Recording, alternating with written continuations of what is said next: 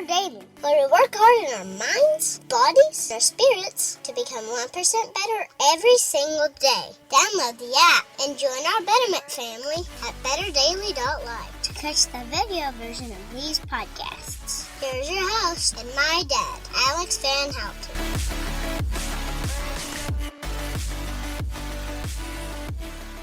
What is up, Betterment family? This is Alex Van Houten in Better Daily Live.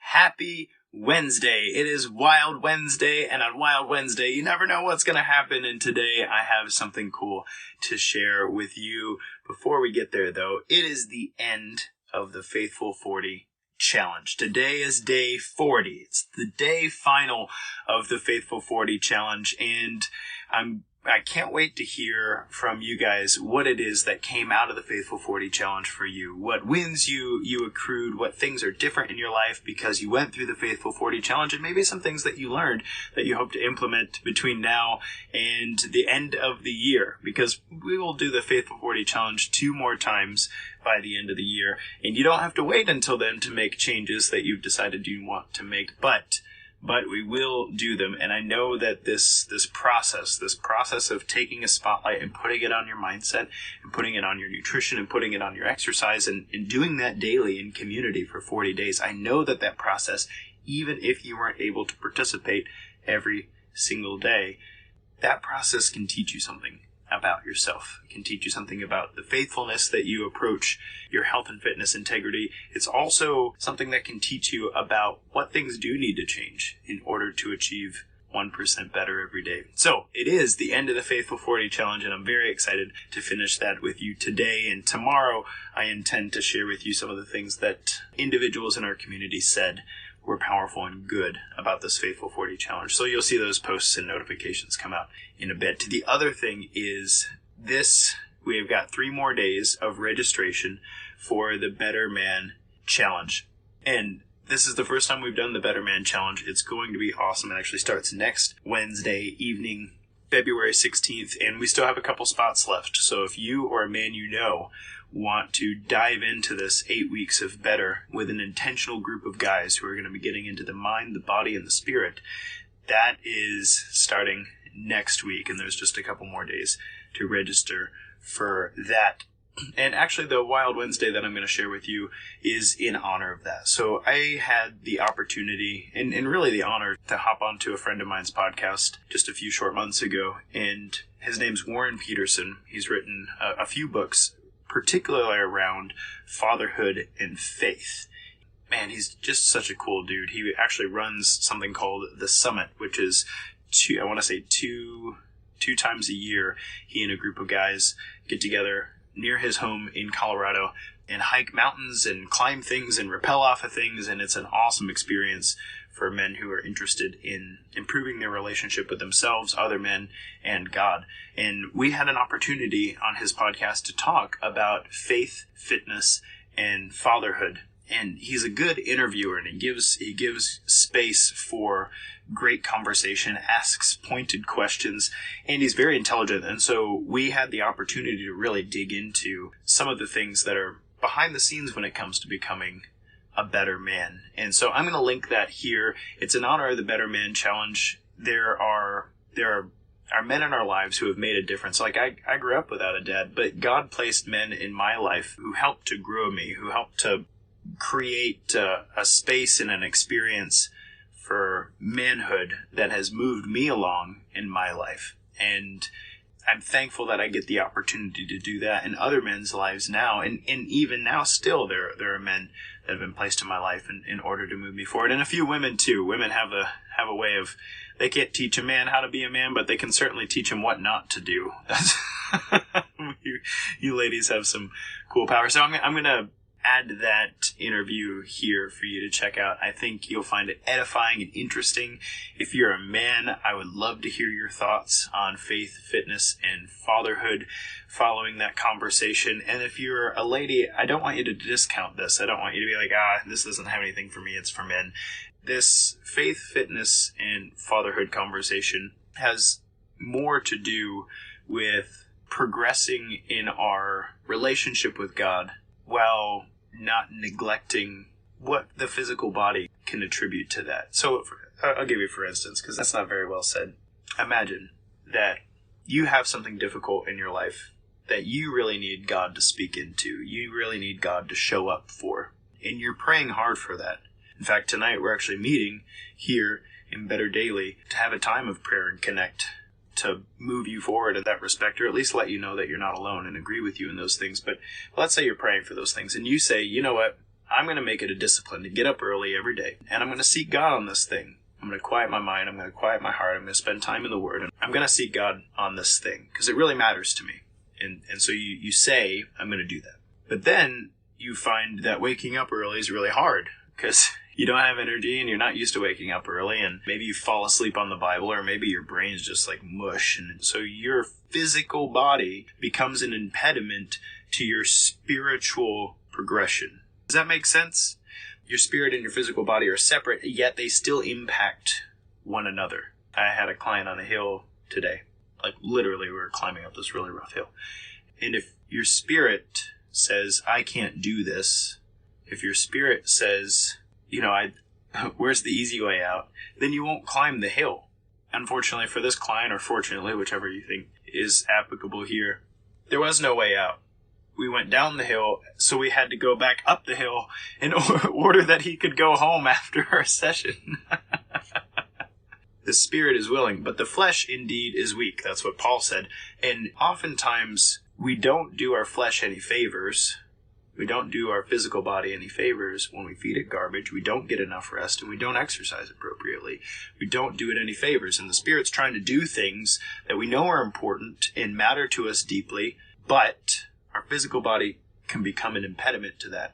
And look, I know there are extenuating circumstances. I know that there are illnesses people are overcoming. I know that there are things that you really can't change. But, and this is the conversation that I have with Warren, there are many things that you can change, but you aren't. And how bad would it suck to know that you were actively impeding your spirit? You were actively tearing down your ability to live a very spiritually fulfilled life because you're treating your body poorly. Your temple, as it says in 1 Corinthians 6:19. Don't you know your body is a temple? You've been bought with a high price. So, I hope you enjoyed this conversation with Warren. It's an interesting one. He also has a interesting perspective because he has some health and fitness goals that he's working on, and we get to talk a bit about some of the misconceptions out there about health and fitness and calorie counting and cardiovascular exercise and stuff like that. So it's a really, really far-reaching conversation. And again, that is in honor of the Better Man Challenge launching next week. So men in the community, I salute you. And the ladies in the community who teach us how not to be men, thank you very much for your role in making this world a better place. Guys, tomorrow is Word Thursday, and that's my favorite day of the week. So until then, this has been Alex Van Houten in Better Daily Live. It's just 1%. You got this.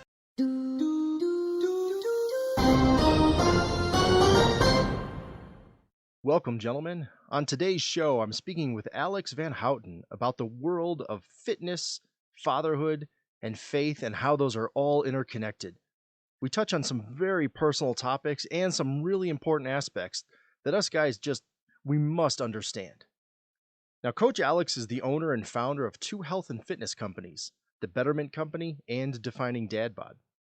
Through Defining Dad Bod, Alex helps moms and dads with cutting-edge nutrition, exercise, and lifestyle change. He also hosts the Defining Dad Bod podcast, which cuts through the confusion of the health and fitness industry weekly. Through the Betterment Company, Alex has launched an app called Better Daily, a private community for people who are committed to becoming 1% better every day. We had a great conversation, so let's jump right in. All right, well, Coach Alex, thanks for being on the show. I'm really, really glad to have you here. I'm glad to be here, brother. Happy Friday. Good to see you. Yeah, same to you. So a fun, quick story for our listeners, just about how small this world really is. For a little while, Alex and I were exchanging messages online. We kind of crossed paths in different communities and things, and realized that we live in the same town and literally less than a mile apart. And we got to go have one meeting and one nice lunch, and then I find out Alex is moving. And so I would encourage all you guys, if there's somebody you want to connect with, make that happen, because Alex, you and I probably crossed paths, drove in front of each other. Maybe I made you mad. You honked at me one time. Who knows? But we were literally less than a mile apart for while you were living around here. And I think that's That crazy. was super crazy. And we would have so many more lunches in the past 3 years if it wasn't for the fact that, we found out we lived down the street from each other right as I was moving. Yeah. Yeah. I was like, to me, I was like, oh, great. New friend, good relationship. Oh, I'm leaving. Okay. All the best. On your Good journey. luck. Yeah. Happy Yeah. trails. Yeah. All right. So where I'd like to start here is I noticed in one of your Instagram posts, you mentioned a list of things that shaped you. And every one of those things to me was really inspiring. And I know there's a story behind all of that. But the Mm. one line that I really would love to start with, you have a line in there that says you found God in the mountains. I'd love to hear more about that. What's the story behind that? Oh man.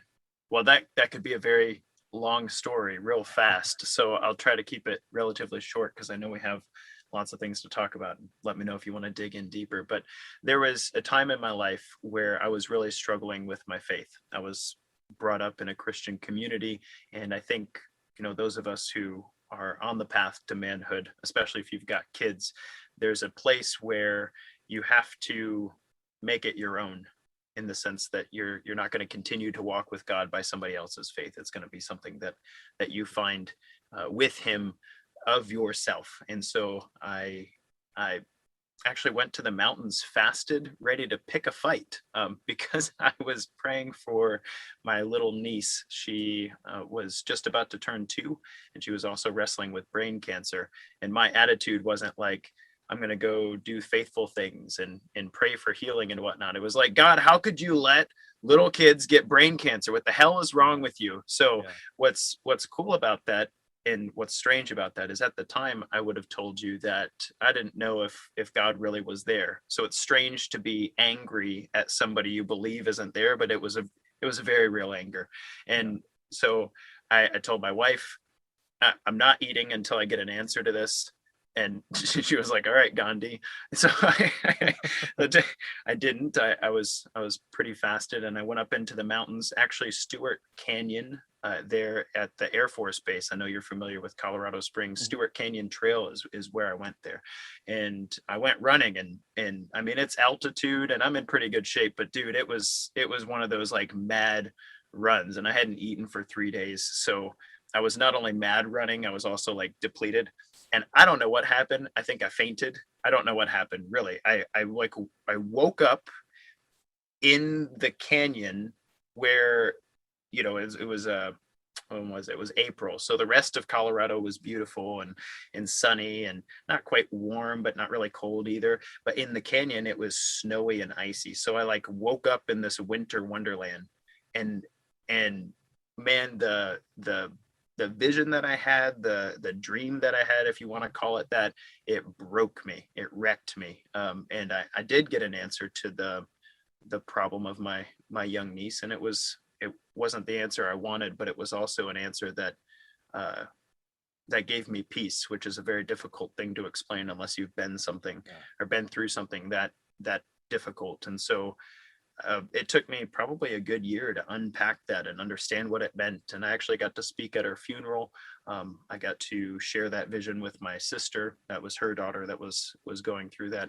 And it was a deep source of peace and faith for our family. So I found God there, and I carried Him with me after that.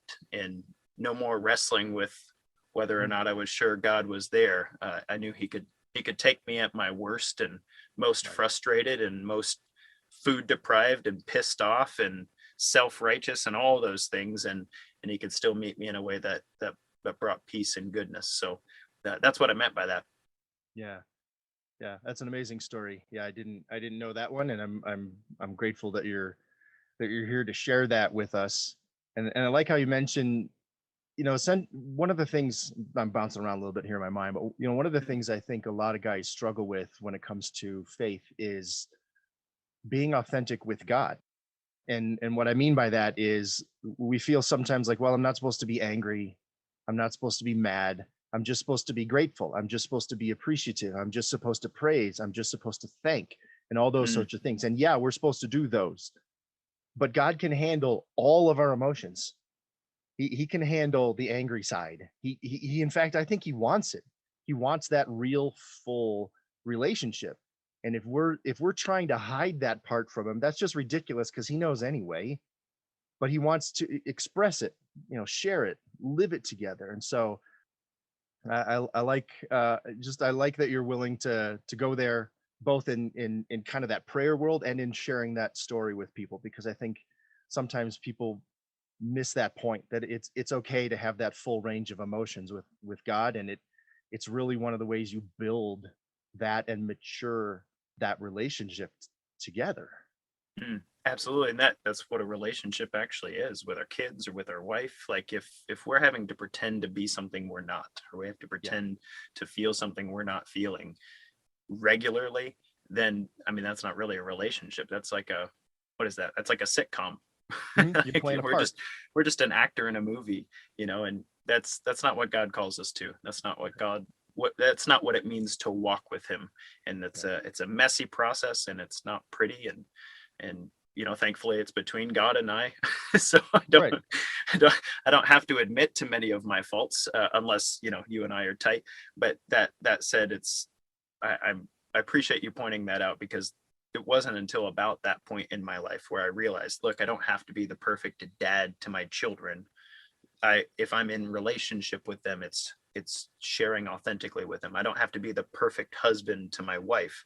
It's an authentic relationship with her that we can walk that path together. And the same could be said about being a perfect Christian, quote unquote. A little Christ would be the one who walks in relationship with God. Yep, absolutely. So your background, and for folks who might not know you, your background is in fitness. It's in health, it's in nutrition, it's that part of the world. One of the things I'm fascinated by is this idea of connecting fitness and faith. And you and I share a common faith. You have the expertise in fitness, which I certainly don't have. Mm. So from what you've learned and studied and shared, how do those two relate, if they even do at all? What's the connection between faith and fitness? It's such a good question. For me, this is something I've wrestled with for most of my life, because I don't know if you get this sense, but sometimes when you do things, you find yourself watching yourself do those things. Like, let's say you do something over and over again for a period of time. I've been a runner for a long time. I like to run. It's one of the cardiovascular, torture mechanisms I appreciate. So I go running, and I've been doing that for a really long time. It's been a part of my prayer life. It's been a part of my fitness life. It's been a part of my coping mechanism. It's been a way that I explore the world. It's a discipline that I come to, and I don't always feel like it, but I do it, right? But at some level, you might go, why do I run all the time? What the heck's up with this? Maybe my knee hurts and I would like to continue running. Why does it matter to me so much to run? And so many of the things that I've wrestled with in connecting my faith and fitness journey have been watching myself do things and wondering why that's occurring that way. Why do I find so much peace from running, for instance? Yeah. One of the verses that comes to mind is from Hebrews, and Paul says, well, Paul may not have written Hebrews, we don't know. But anyway, the verse that comes to mind is, now faith is the substance of things hoped for and the evidence of things not seen. What's really interesting about that verse to me, like when I was a kid, I remembered the hearing in Sunday school that faith the size of a mustard seed could move mountains. It's like, I don't know what that is, but I need more of that, like some kind of magical hocus pocus, like I've got faith, Yeah. kind of like Matilda, just a cooler, manlier version. Anyway, so you read this verse, faith is the substance of things hoped for and the evidence of things not seen. And I don't know about you, but when I was 12, that just made me mad. Like, thanks, that doesn't tell me anything. It was Right.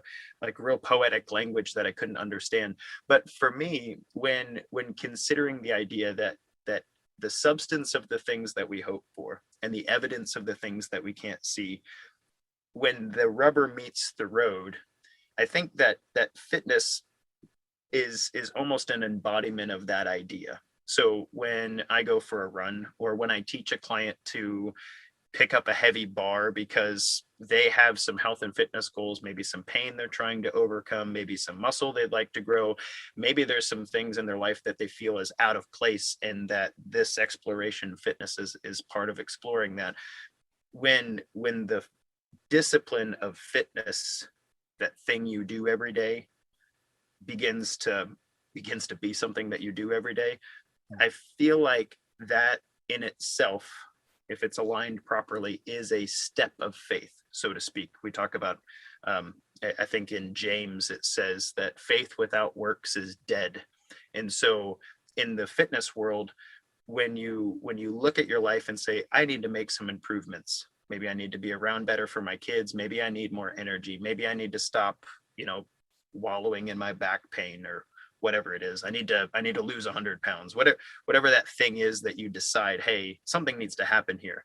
And I'm not saying deadlifting or running or whatever is going to fix it immediately, but it is a step of faith. It's a step in that direction. And the thing I love about the way fitness affects the biological mechanism of the body is you don't get immediate returns. Like, you don't go for a run and suddenly lose 50 pounds, like, in fact, a lot of people, when they start their fitness journey, see the opposite thing happen in their weight loss journey. They're like, I'm working out, man. Why'd I gain 5 pounds? What's up with that? And there's a reason for that we can get into if you care to.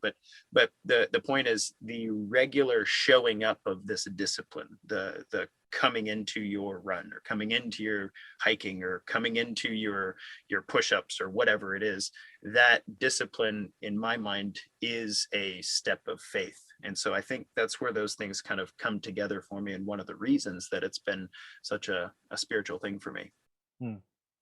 Yeah, I really, really like that. That's a perspective I haven't heard before. And for me personally, I've struggled with my weight since I was, I don't know, 20 years old. I've done a lot of yo-yo. The heaviest I've been is over 300 pounds. A couple of years ago, I was down to like 190. Now I'm back up again. So you mentioned, one of the things you mentioned in there that caught my attention, and I'm sure other people as well. You said, well, I started working out and then I gained 5 pounds. So what I don't want to dig too far into that, but just at the high level, why would that happen? Yeah, great question. So right now in our world, we think, I say we, quote unquote, the health and fitness industry talks about exercise like it is a way to burn calories. So I exercise, I run, I do whatever. And so I'm burning calories. And the goal is to burn more calories than I eat, right? That's the accepted way of thinking about exercise and nutrition. What I would encourage people to consider instead is exercise as a stressor that adapts you at the genetic level, meaning that when you exercise, and this isn't my opinion, this is science, when you exercise, you are asking your body to deal with a new stressor. So you're saying, hey, body, you're not strong enough for this. you're not quite endurable enough for this. Hey, you suck at moving oxygen, so we need to get better at that. And everybody's felt that. If you're there in Colorado Springs, you get to hang out on the Manitou Incline if you're inclined to. That's my only dad joke today. Don't worry, I won't quit my day job.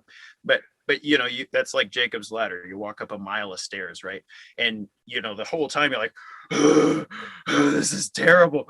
Whose stupid idea was this, right? And what's happening at the cellular level is your cell is being stressed. It's the cells in your body are saying, we don't have enough oxygen. Well, that's not where it ends.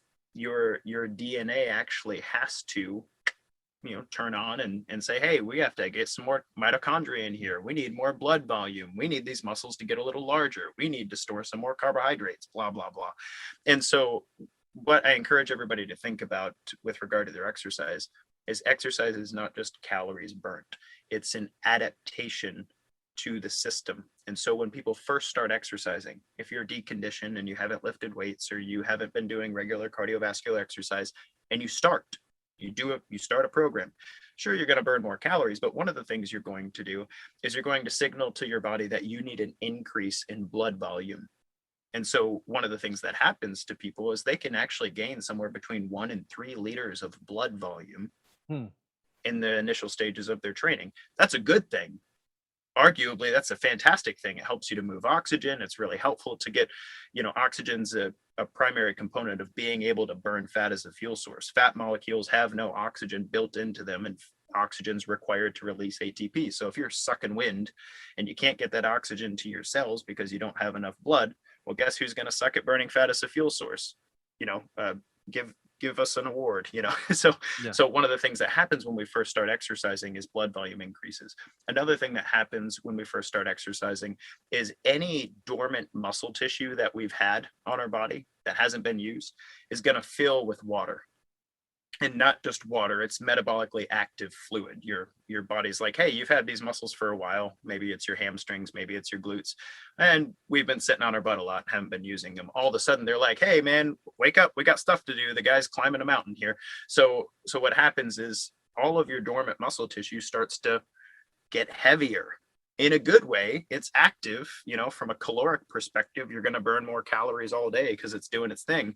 But that's an adaptation. That's you signaling to your body that we got stuff to do more than just, getting to the pantry or driving to work. And then the last major adaptation that can happen is inflammation. So inflammation is actually not a bad thing. It's a relatively negative buzzword if it gets out of hand. But inflammation is actually the process that our body goes through in order to make these adaptations. So if you've done squats and you haven't done squats in a long time, but you did squats, then tomorrow it's going to hurt to sit down. Why? Well, the nervous system's inflamed because it's going through the process of adaptation.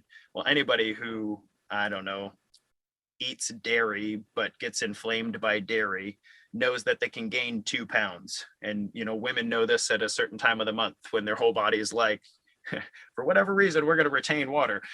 Inflammation weighs more than not inflammation. Being in a state of recovery weighs more than not being in a state of recovery. And so for all of these reasons, somebody can start a program of exercise, and those adaptations are initial, that first month or so, maybe even 8 weeks, depending on how deconditioned you are and how intense the program is. All of those things can result in weight gain that's not necessarily bad weight. Blood volume, muscle volume, inflammation, those aren't bad weight metrics, but your scale's going to tell you that your program's not working. And it's important to know the difference between the weight gained because of initial adaptation and weight gained because you're not doing anything. That's different. That's awesome. I haven't heard most of that. The only part that I've heard is that sometimes you'll add the water weight, so to speak, but the blood volume, the inflammation, none of that I had heard before. That was great stuff. And you mentioned in there you step on the scale. What are your thoughts in general on using the scale when somebody's either trying to lose weight, like me, raising my own hand, or just in general, body image concerns, things like that? What are your thoughts on? I know some people like just throw the scale away. Yeah. Where do you fall on that spectrum? Yeah, fair enough. I've worked with people for 15 years in all walks of life, mostly weight loss. Many of the people who've hired me in my career have been those who are working on weight loss. And I could see why that, folks would say throw the scale away. It's because, weight's a weird measure. The food you ate this morning makes you weigh more. So I had a physics gal I was connected to at Vanderbilt when I went there for undergrad, and she was like, what happens when you eat a 1 pound cheeseburger? You gain a pound, because that's what happens when you eat a 1 pound cheeseburger. But what I would tell people about the scale is that it's actually a very helpful measure if you have some protocols around when you measure and how you measure. So people who measure daily, that's like, if you're tied to whether or not you're making progress daily and you're weighing yourself daily, you better stop or get used to looking at trends, because weight loss doesn't happen linearly. Like, you're not going to weigh, let's say you lose 2 pounds in the next week. It's not going to be like, today I weighed 200 pounds. Tomorrow I weigh 199.6. And then the next day I weigh 199.2. That's not at all how it happens. I mean, you've been on a weight loss journey, like, it goes up and down and up and down and up and down. And hopefully the downs are lower every time. Yeah. Right. So what I generally recommend for my weight loss clients, especially for those that we have implemented a fasting practice, which we can talk about if you like, is that we weigh in the same state, fasted, and we do it twice a month, unless there's reasons to do it more often. So, for instance, let's say I have a client who fasts on Sundays. Well, then Monday morning, twice a month, Monday morning is the time that we hop on the scale and we look. And the reason we do that is because that's really a true weight. After you've been fasted, you've reduced most markers of inflammation. You've gotten rid of whatever is in your digestive tract. You've given your body an opportunity to burn whatever fat it needs to burn, and clear out the different things that weigh heavy on you, and then you can step on the scale. So that said, I think the scale is actually a helpful measure if we're measuring what it is that we're actually trying to make a difference in, which is, how much do I truly weigh, given all of the things that could fluctuate? Cool. And I like how you mentioned, essentially, make sure that you're weighing yourself consistently. Like you were saying, okay, if you're going to fast Sunday, then you weigh yourself Monday morning, not whatever Wednesday afternoon, right? Right. And so that way you have some understanding of the state of your body when you're getting on the scale. That does make sense. Well, it's like your yearly checkup with your doctor, right? Because they use total cholesterol to HDL ratio, LDL, blood glucose, and triglycerides, and they say, hey, this is a decent low-cost measure for whether or not you're trending in a bad direction health-wise. They don't let you do that at 8 p.m. after your anniversary dinner. Right. Why? Well, your triglycerides and your blood glucose and your LDL cholesterol, all those are going to be wonky because you're in the middle of digesting that stuff, right? And dealing with the day-to-day stress. When do they do that? They tell you, I need you fasted for at least X hours. If you have a really good lab, they want you fasted for 24 hours. Some of them will let you fast for 12, whatever it is. And actually what's funny is if they measure you and you have some weird numbers, they're like, okay, we're going to do a real measure now. Next week, I want you to come back in, but you can't eat the day before, and we're going to look and see what those real measures are, because this marker is a little off. I think that if we treated our weigh-ins very similarly, that as a measure would be much more reliable on the weight loss journey. Yeah, that all makes so much sense. And when you were talking there and talking about blood measurements and cholesterol measurements and stuff, the majority of the people listening to this show are going to be guys. And as guys are getting older, we're always concerned about our testosterone levels, in terms of something that we can be measuring there. What's sort of the recommended nutrition, the recommended fitness, the recommended health routine for a guy, and I'm raising my hand again, who needs to improve testosterone levels? Hey guys, very quick break here. If you're looking for a community of like-minded Christian men to walk the walk of life together with, check out the Significant Man Fellowship. We meet every week to learn, laugh, hold each other accountable, and just do life together. The lone wolf thing just doesn't work. So check out the fellowship and see if it's right for you. And if you want to take it to the next level and experience an amazing 4-day and 3-night immersion experience here in the glorious Colorado mountains, apply to be one of the few men who attend our Significant Man Base Camp event. It's not a mega retreat. It's a small group of dedicated Christian men who are committed to improving themselves as husbands, fathers, friends, and leaders. So check that out. All right, back to the show. What's sort of the recommended nutrition, the recommended fitness, the recommended health routine for a guy, and I'm raising my hand again, who needs to improve testosterone levels as well? Good question. So following this show, I will send you a quick infographic that has my top 5 ways to boost your testosterone thing. That doesn't include a needle or random supplement. I can send those to you so that I don't make people's heads spin here. But sure, yeah, and I'll post those so guys don't have to try to memorize all this. So yeah, go right, ahead. Yeah. So that said, the top things that are going to make a difference in a guy's testosterone from a lifestyle perspective, it's sleep. Period. If you aren't sleeping well, if you're not sleeping enough, if you're not sleeping deeply, if you're not sleeping uninterrupted, those sorts of things are going to just plummet your testosterone. And it's not because sleep is magical testosterone inducing thing. It's that if you're under recovered, so that means in your sleep cycles you're not getting growth hormone to, proliferate cells and all that stuff, then that's going to increase the release of cortisol in your body, and that's going to pull from the resources that your body can make testosterone with. And so what that means for you is lack of sleep is going to crush your testosterone numbers. This might be one of the primary reasons that guys with a new baby in the house have a significant decrease in testosterone, and that's a very well studied phenomenon. We think there might be more to it, and by we I mean the scientific community, but there might be more to it than just sleep deprivation. But sleep deprivation has the ability to drop your testosterone down to 1/3 of what your body wants it to be if you were sleeping well. So, hey, I get it. There are a couple nights that maybe you got to work late, maybe there's drama with the teenager, maybe you got to stay up with the wife for a reason, you got to get up early. I get it.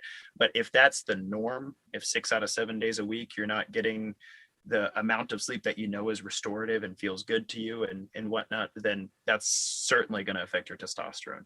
The second major one is your compound weight training. So even if you're not really into lifting weights, doing push-ups, squats, lunges, and pull-ups, just those 4, that hits literally every muscle in your body in some form or fashion. And you don't even have to do a lot of it. It's actually been shown that 10 to 20 minutes of work 3 times a week can elevate your testosterone.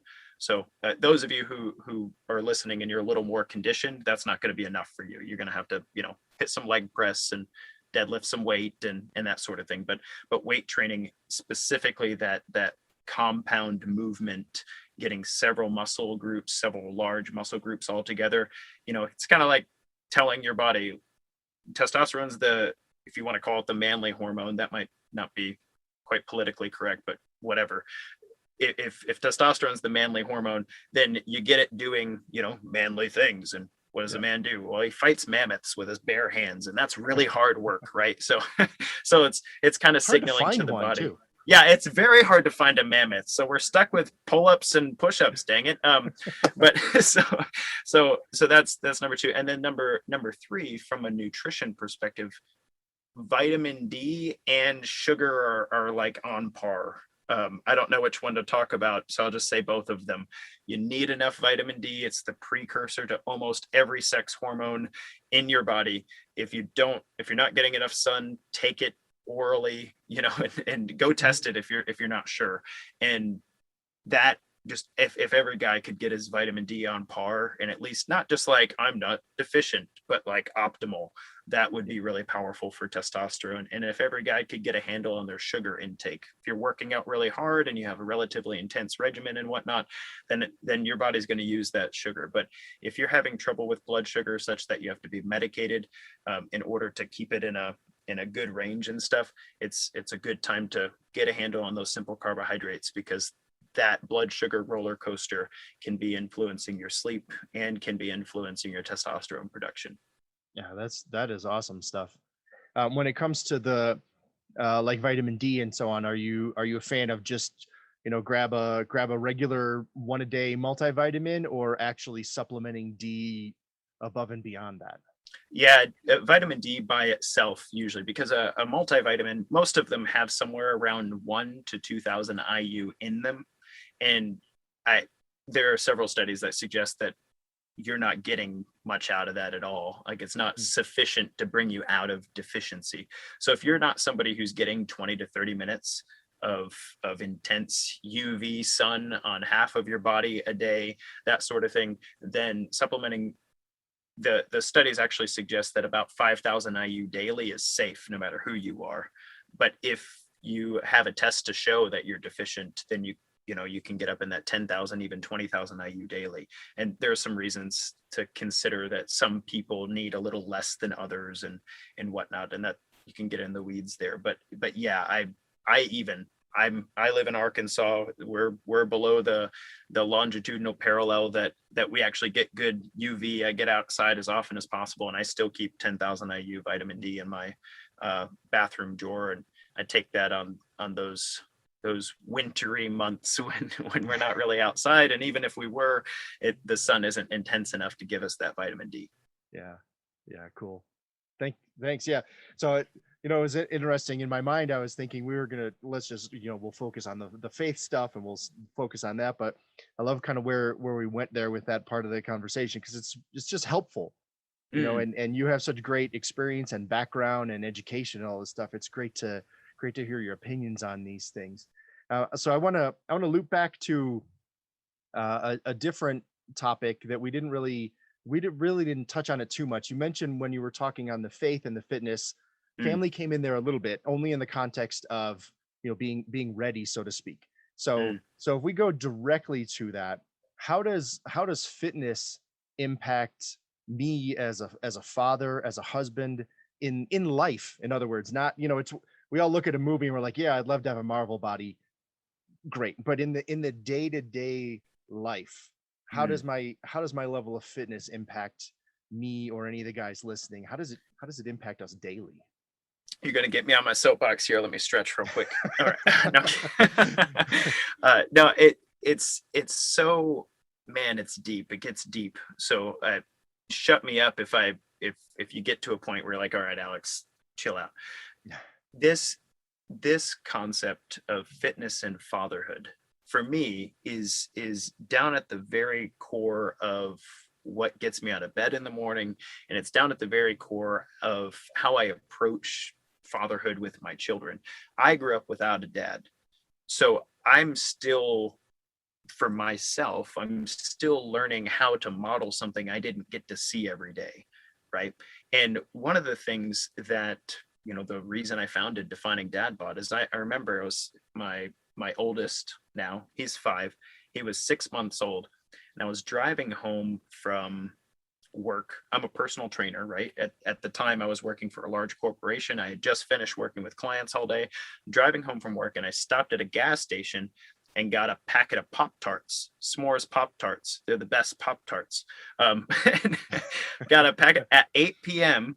And I've got like a 45-minute drive home. I could say, I needed a snack or whatever. I didn't need those stupid Pop Tarts, but man, something was missing in my world. Like, I don't know what it was, but I needed some Pop Tarts in my life. So I'm eating Pop Tarts on the way home as a personal trainer with a 6-month-old at home. And I'm sleep deprived. And, my wife's hormones are kind of weird. Any dads who have hung out with postpartum wives know what I'm talking about. And I felt kind of like chopped liver and all these things and so I'm eating my Pop Tart, right? And I get home and I pull in the driveway and I'm like, who the hell am I? Because somewhere around there, I was also like, I could go for a bourbon too. I want a bourbon and Pop Tarts. Like, who the hell am I? What is happening to me? I've been a fitness guy all my life, and now I'm eating Pop Tarts on the way home and looking forward to bourbon. This isn't the dad I want to be. Yeah. And so I started doing some research. Turns out, by the way, that testosterone drop that I was talking about can make you crave sweets, and you can start looking to alcohol to kind of fill in the serotonin gaps and stuff that happens. It's a whole thing. That's why I have a podcast on it. Yep, But yep. I wish those parenting books had that in there. By the way, I read a lot of them and none of them talked about this. Sorry, dads, we're chopped liver. So somewhere in there, somewhere in the identity of a man is it, and maybe even in the integrity that I assumed that I wanted for me as a father and as a man for my boys, is how am I eating every day that lets me show up well? Not just like 6-pack abs in the mirror. I'm talking like when they look at dad, is there any semblance of what I say is good versus what I do is good? Does that make sense? Am I walking my walk? Am I walking my talk in Right. my food? Am I walking my talk in my exercise? Right? Am I walking my faith in what I do in exercise and nutrition? And for some people, this disconnect is so wide that they're like, what? That doesn't make any sense. But for me, it's very tied together. And I wish I could articulate this a little bit better. This is such a good question.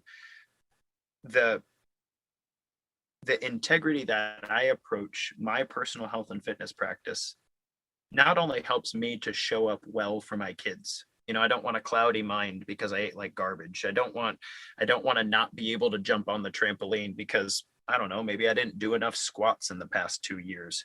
Like there are reasons we can't do things that aren't our fault, but it really sucks when there are reasons we can't do things that are all our fault. And so That's good. when it comes to fatherhood, this integrity allows me to be the father I would like to be every day. And I'm not saying I'm perfect, but kind of remove some of the obstacles that I might have put in my own path had I continued to eat s'mores, Pop-Tarts, and drink bourbon every night. But similarly, there's another aspect to it, which is that our kids don't do what we say. They do what we do. And so I see this big landscape of fatherhood where our children are watching what we're doing. And if we're hoping to raise up a generation that, I don't know, does crap better than we did it, then I hope that some of the habits that we pass on to them is something they can just take for granted. My 5-year-old knows how to construct a plate with protein, carbs, and fats. And as weird as that would sound to some people, like, I know adults who can't do that, and they pay me to teach them how to do that. And my 5-year-old is just like, hey, I don't have any fats on my plate. Where are my fats? I need some fats. Like, can I have nuts? Can I get a little butter? How about some cheese? And he's naming these things because he understands that. And so for me, the fitness and fatherhood thing are intertwined in the way I show up for my children every day, and also what it is that I'm passing on to them. And I hope that they live healthy, happy lives, and they don't have to worry about this nutrition and exercise thing, because they just do it, and that's how they live. And they can move on to bigger and better things. Yeah, that's amazing. That really is amazing. Yeah, I'm just absorbing all of that. So yes, I said a lot. I'm sorry. No, but it was all great. It really was. That's all. This has been great stuff here. So I want to, as we get towards kind of our close here, I started with a relatively deep question about finding God in the mountains. If you don't mind, can you share a little bit of, as you just mentioned here, growing up without a father? Again, since that's my world, is working with men and dealing with father issues and marriage issues and all that sort of stuff. That touches my heart when I hear stories from men about that. So what's that journey been like for you? God, dude, it's been hard. It's been hard as hell. I mean, meaningful and good and just, but it's been very hard. So I grew up, I was the oldest of 4, and I saw my dad abuse my mother. I had to call the cops on him across the hallway in the apartment complex we lived in. This sweet old couple were like, "What's wrong, sweetheart?" And I was 5, and I remember saying, "Daddy's hurting mommy, and we need to call 911." And so I remember that was a traumatic memory I had to work through and journal through and all kinds of stuff. And then my mom remarried. She had 2 more kiddos, and that marriage didn't work out very well for either of them either. And I also have a memory of me sitting in my driveway. I'm 9 years old, okay, and I'm holding this teddy bear. 9-year-olds don't hold teddy bears, but I was holding a teddy bear, watching my stepdad drive off after a couple of years of calling him dad. So I remember before he left, he looked at me and said, "You're the man of the house now," and then he drove off. And it was like, I mean, I'm old enough now to look that kid in the face and say, "No, you're not. You're not like, you're 9, bro." Like, you're not the man of the house. That's like, don't take that on yourself. So a lot of my journey has been trying to learn what it means to be a man, and God's been good in the ways that he's provided coaches and mentors and martial arts instructors and great authors in the world who have put out awesome books that have helped me kind of piece together that picture of manhood. And I'm still kind of on that journey, but it wasn't until becoming a father and going like, you don't get to figure this out anymore, dude. Like, you're there now, like the fatherhood. Once that baby comes out, you can't put it back. Like, you gotta be dad now. So that kind of snapped everything together for me. And I'm not saying I figured out fatherhood at that point, but it became very real that it was a learning process that was worthy of devoting time and energy and mentorship to. So I don't know if that's answers the question or not, but that's what it's been like. Yeah. This is such good stuff. You and I could have a conversation for hours. There's so many things that I know we have in common as well that we just don't even have the time here to get into. So I do want to just sort of leave an open-ended question for you here as we're wrapping up. What is like one final point, something that you want to expand on that we touched on or we didn't even get to, just as it relates to these ideas of faith and fatherhood and fitness, how they connect together. What's something you want to leave everybody with? When it comes to health and fitness, it's very easy to be overwhelmed in the world. There's a lot of information out there, and there's a lot of people that you could compare yourself to or take advice from or whatever. I hope that if you don't hear anything else from me today, if you're trying to make progress from a physical, spiritual, maybe even psychological perspective in your own fitness journey, then I would encourage you to take the philosophy to heart that you can become 1% better every single day. And that is a worthwhile endeavor. When you're going through the space of trying to balance fitness and family and business and all of the things that guys tend to have to juggle in their world, trying to throw everything but the kitchen sink at your fitness journey is a very, very good way to set yourself up for short-term success and long-term failure. I would 100% espouse the idea that instead of doing that, sit on the edge of your bed and think, what is one thing that I'm doing that I need to stop doing and that I'm willing to stop doing? Write that stuff down. Tell your wife about it. Put it on your bathroom mirror and do the same thing with what is one thing I'm not doing that I need to start doing. Write that thing down. And then the last thing I'll say about that is in Matthew, and actually in the Gospels, Christ said, if any man wishes to be my disciple, he would deny himself, pick up his cross, and follow me. And then he also says in the Gospels that come to me, all you who are weary and heavy laden. My yoke is easy, my burden is light. Then those two things almost seem incongruous because a cross is a heavy thing. I built one. I carry it around just because I'm a weirdo who has to feel it, like maybe that's part of the fitness thing, but that seems incongruous. And what I've come to is that in your journey of betterment, if you can surround yourself with people who are also trying to be better, the cross feels a little lighter that you carry every day. And so that's what I would say. Don't try to do everything all at once.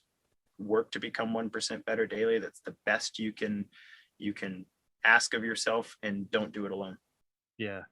And that's so good because, as you know, us guys, we often have this attitude, since we're so good at compartmentalizing and we're so good at dividing things up. We're like, okay, I'm all in. Today's the day. I bought $5,000 of new equipment. I'm fasting for the next 48 hours starting right now. I'm doing all of it, and so that's a great way to phrase that. Just do the one thing, cut out the one thing, add the one thing. Yeah, that's really good. Yeah.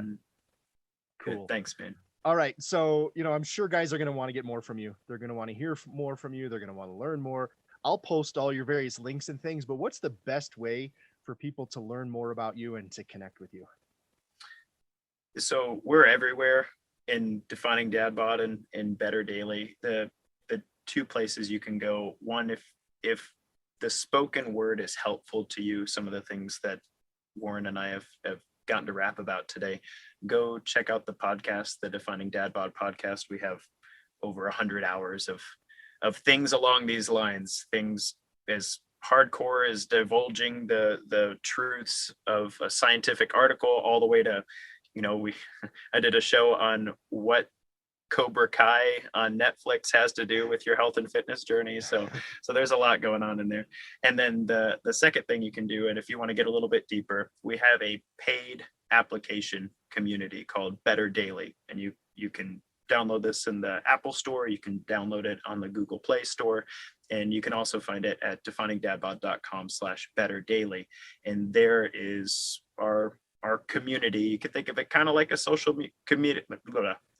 media community, minus the advertisements and political rhetoric, if that's something you don't much appreciate. So that would be the other way to get connected. And also minus, I don't know if you saw that the post office is monitoring social media posts. I'm like, why in the world is that happening? What? Yeah, that'll be a fun one. Maybe I'll put a link for that in our notes here as well. Yeah, the post office is monitoring social media posts. So yeah, any way we can kind of avoid that is fine for me. Just let us communicate, let us talk, let us have our conversation. Yeah. So yeah, that's what I get, I suppose. Open a brand new door right at the end of the show when we're closing that up. So let's let the post office see you doing deadlifts and going for your run. That's what perfect. Yes, that's the perfect way to wrap up here. Well, hey, it was so great having you on here. Really appreciated your time. Thanks for everything you were talking about. All good stuff. I know guys are going to go check you out. So thanks again, man. Have a great day. Thanks, brother. I appreciate it. Hey, before you go, please make sure you subscribe to this show and leave a review. 5 stars is, of course, the desired number of stars. So be like all the cool kids and do that. Enjoy the next show, guys.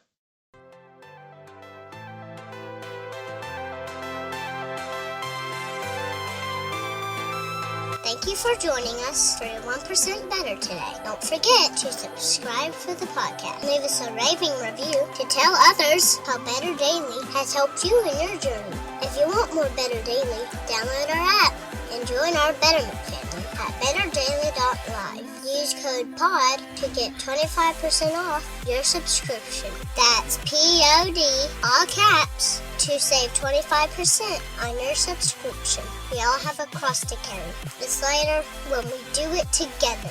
Go to betterdaily.live today.